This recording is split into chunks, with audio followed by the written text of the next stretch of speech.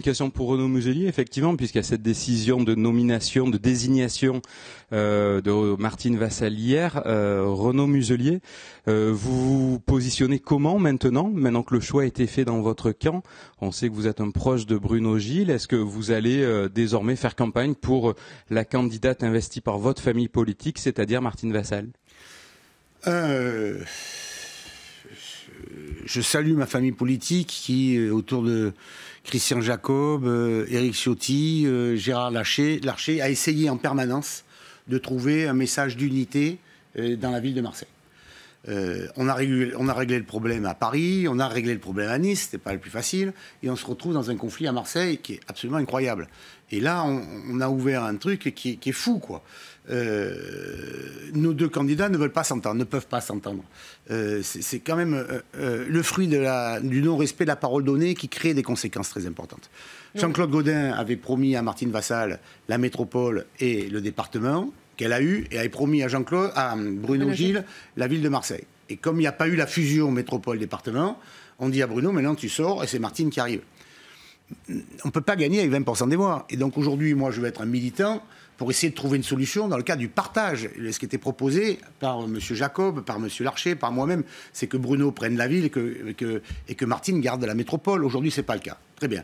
La décision qui est prise, je la regarde en disant, mais c'est un pari un peu fou que prend notre famille politique, parce qu'on se retrouve dans une situation où là, clairement, on a désigné Martine Vassal comme l'héritière. L'héritière de Jean-Claude Gaudin. De Jean-Claude Gaudin. Donc l'héritière d'un système.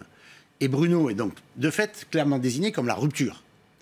Et moi, j'ai toujours dit ni système ni extrême. C'est ça la difficulté qu'on rencontre à Marseille. S'ils se battent, ces deux-là, comment ils vont faire?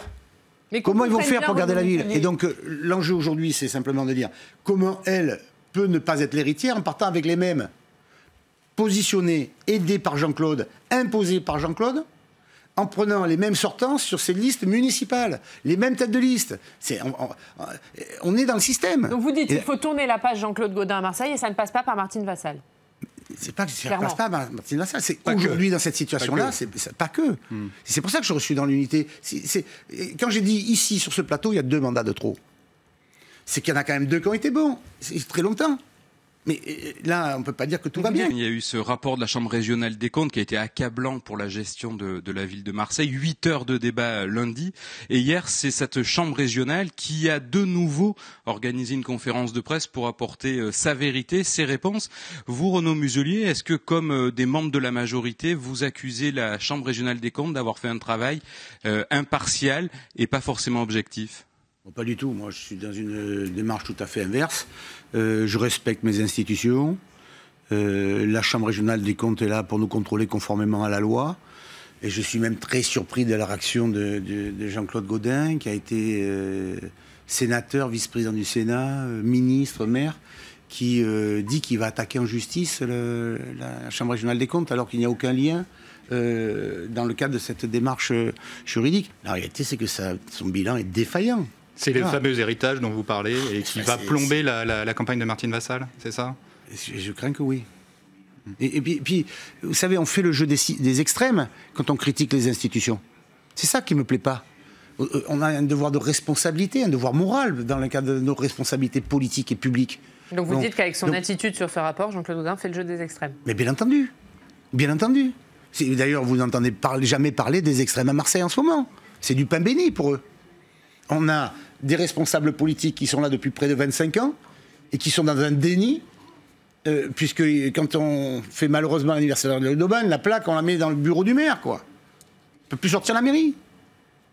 Bon, donc, et là-dedans, on met dans un dispositif derrière, la Chambre régionale des comptes arrive, elle me contrôle moi aujourd'hui, je fais des trucs, il ne me semble pas qu'à la région, j'ai un tel désastre dans le rapport de la Chambre régionale des comptes. Il faut tenir compte des valeurs institutionnelles. On ne peut pas défendre la République et en même temps la critiquer. On ne peut pas dire en même temps qu'on est élu et refuser les lois et les textes. On ne peut pas gérer des responsabilités et refuser sa responsabilité quand il y a un effondrement en disant que l'immeuble qui tombe, c'est la pluie. Enfin, vous croyez que les gens sont dupes de ça? En tout cas, moi, je ne peux pas l'accepter. Et Jean-Claude Gaudin n'a pas assez assumé ses responsabilités? Et Jean-Claude Gaudin, c'est après lui le déluge, c'est le cas de le dire.